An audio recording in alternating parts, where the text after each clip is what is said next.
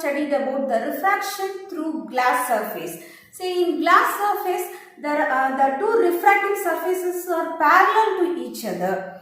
So, today we are going to study about the refraction through a glass object where the refracting phases are not parallel. Refraction through a glass prism.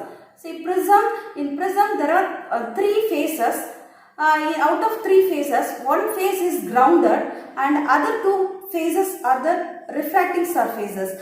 The angle between the two refracting surfaces is called the angle of the prism. Today our discussion is, we are going to discuss about the refraction through a glass prism.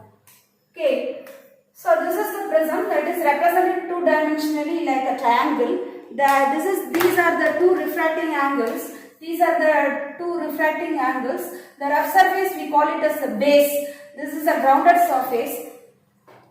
Here a light is entering at this point. See, the angle of incident is I1. With the I1 angle of incident, the light rays PQ. It is the incident ray which is falling at this refracting surface. What happens, since the light is passing from, this is air medium and this is a glass medium, so the prism which is made up of glass, so it is passing from air to glass. What happens, there is a refraction takes place, there is a bending of light waves, that is, there is change in the direction of light waves. So the PQ is the incident ray, it gets refracted, and this is QR is the deviated ray which is going parallel to the base. So BC is the base. Now the light ray inside the prism, it goes straight like path, and then this light ray which is incident at the second refracting surface, the second refraction takes place at this point.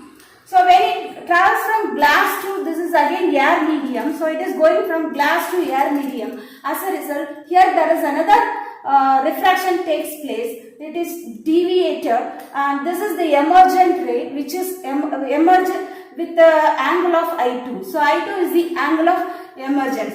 See, listen here, this is I1 is the angle of incident. Now we are drawing normal to this refracting surface. So this is the normal, first normal.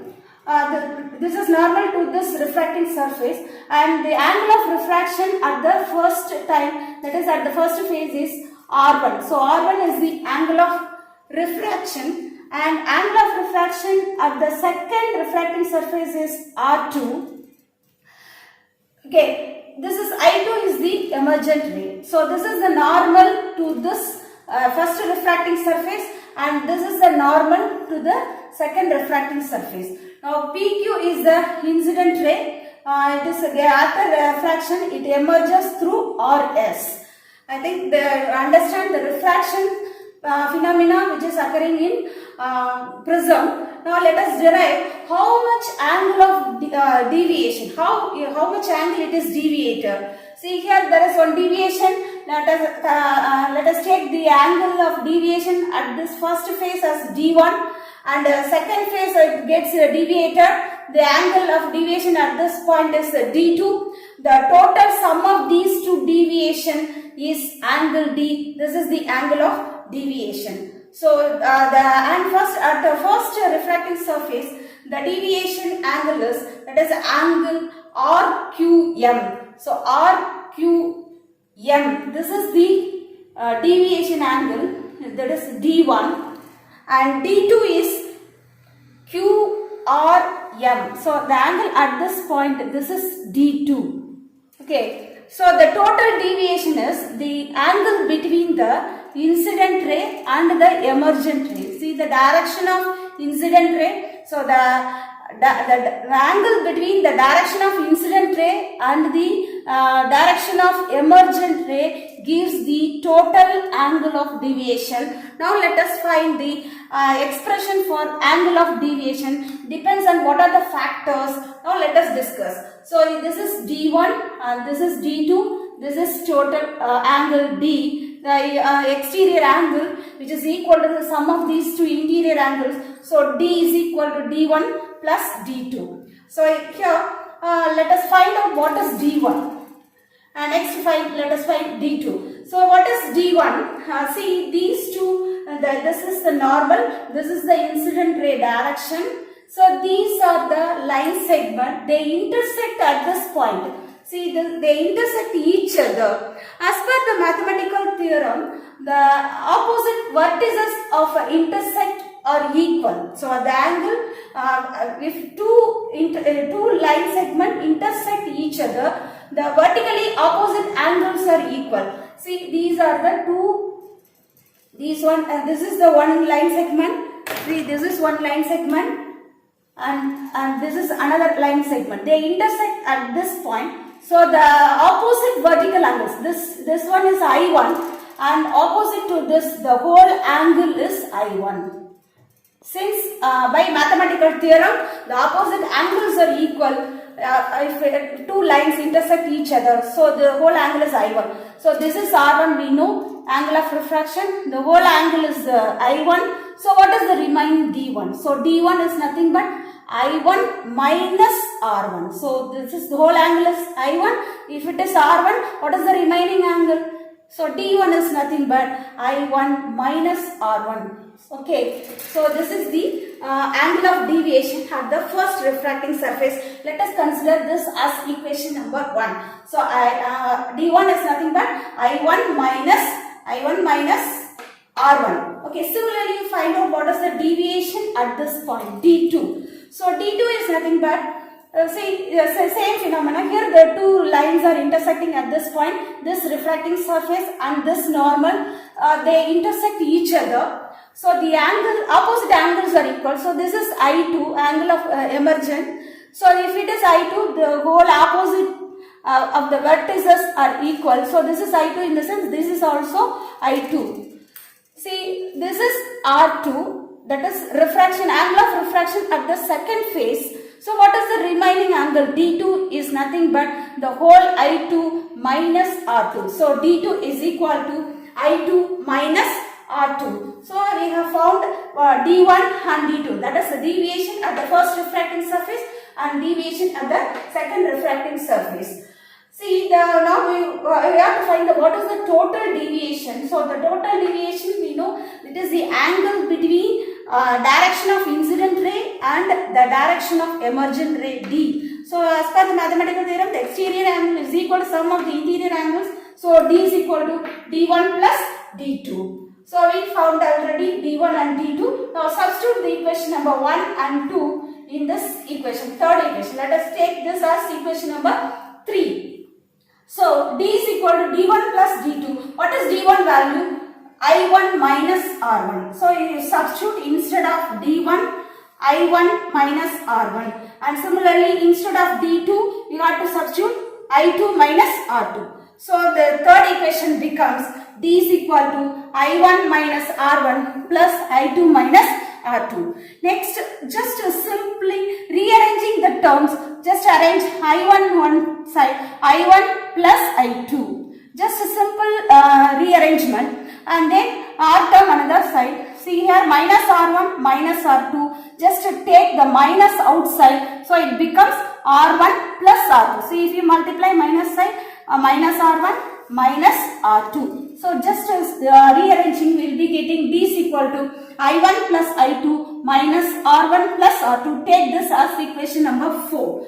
Now, let us consider here, you see that quadrilateral AQNR. Just check this quadrilateral. So use the mathematical theorem here.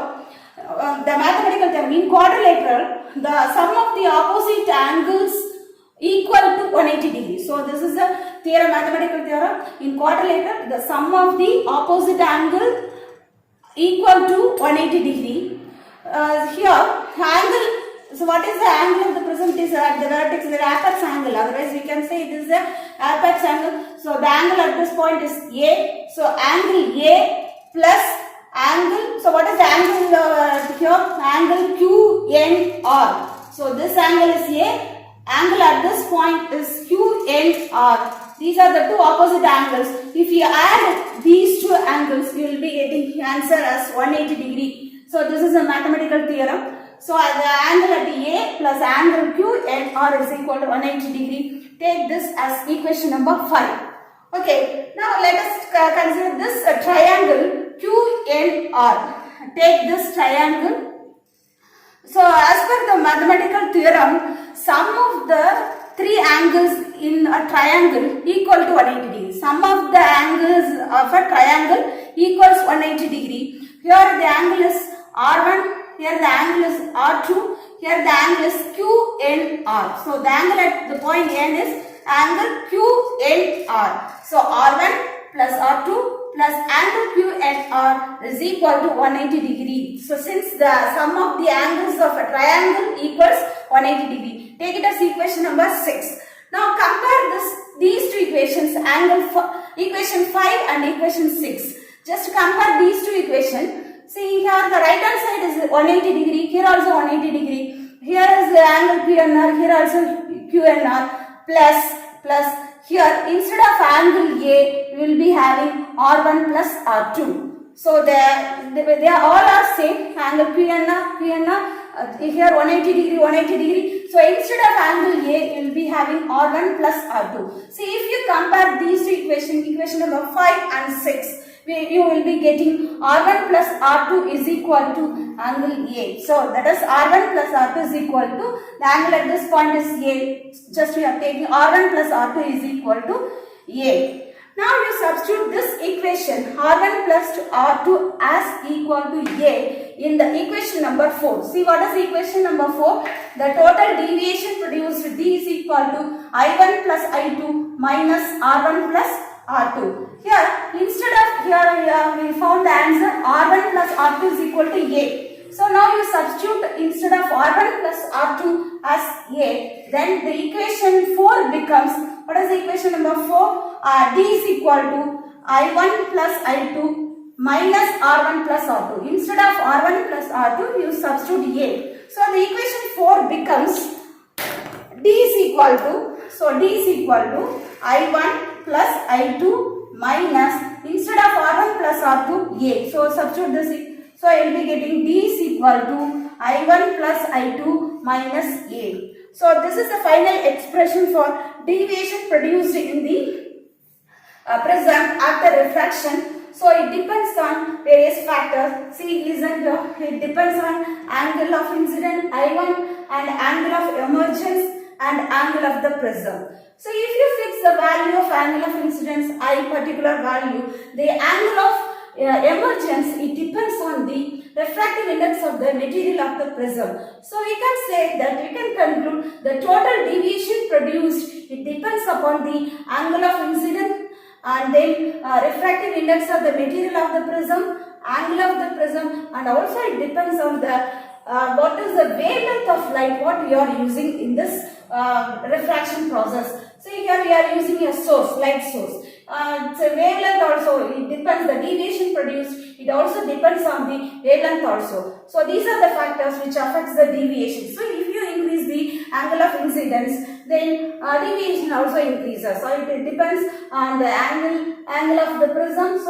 So there are different factors it depends. So if you change the value of I, then the emergent deviation also changes. So similarly, if the angle of the prism, if you use some other prism, the deviation varies. Okay. So this is the final expression for deviation which is produced in the prism. So this is the refraction through a glass prism.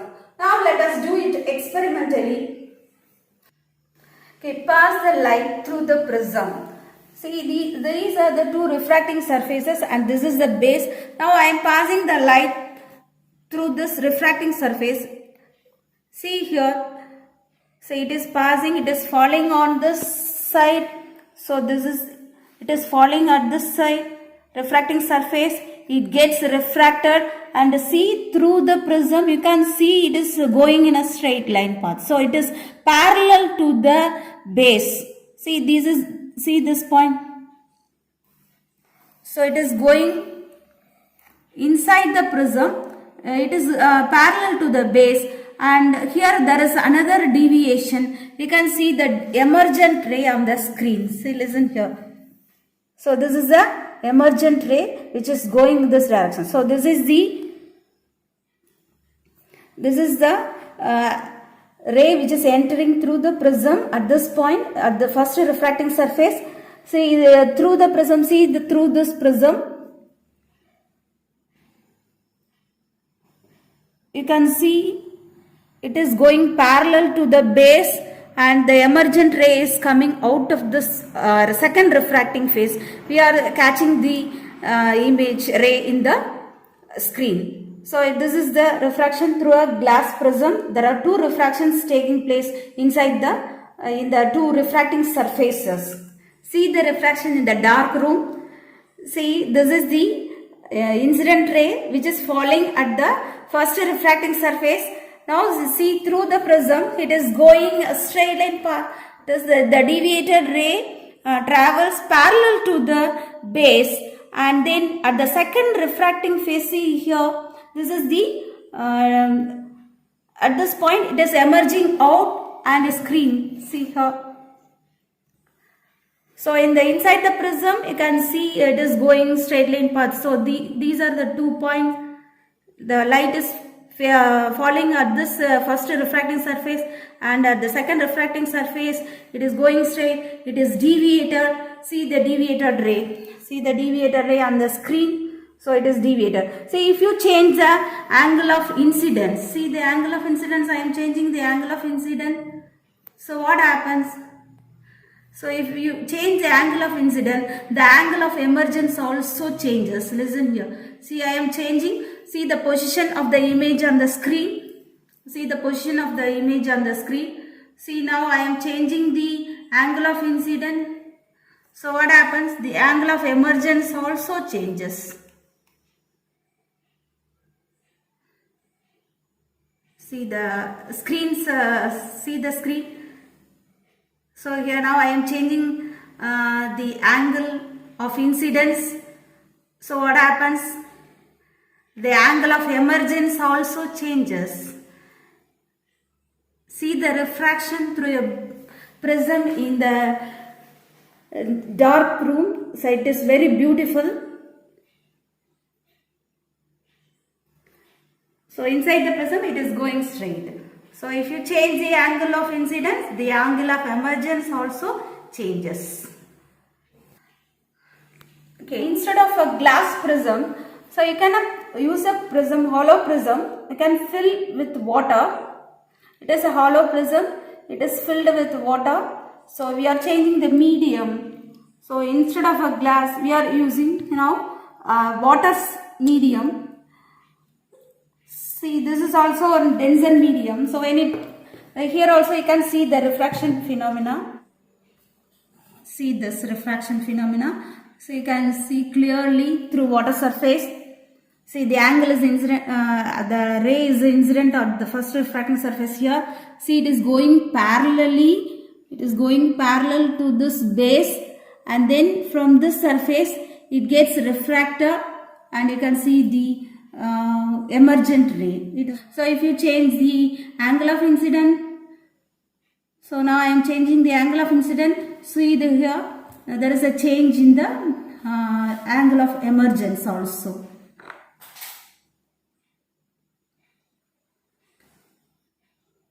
Okay, through water in a dark room. See how it is looking very beautiful. See, now I am changing the angle of incidence. See, inside the prism it is going straight, and this is the emergent ray. Now change the angle of incidence. So if you change the angle of incidence, see the emergent angle also varies. So this is the which is incident at this first refracting surface. It is the second refracting surface.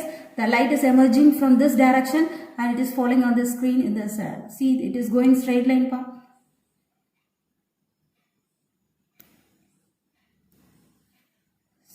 See directly the water surface. It's okay.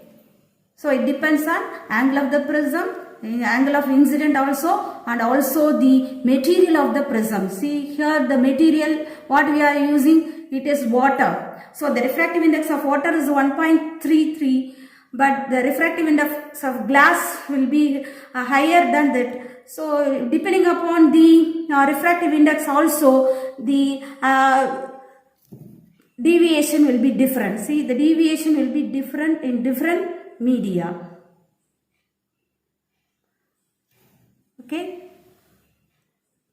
So today we have discussed the deviation produced in the glass prism. So the deviation, it depends upon the angle of incidence, and also it depends on the material of the prism. So and also the wavelength of light used. So okay, today's question is, see here, listen, I have taken a water surface, I have taken water in a beaker. Now I am going to place a coin inside the water beaker.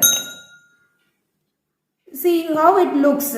See, when you see the coin through the water, how it appears? It gets raised. The level of coin, the object gets raised.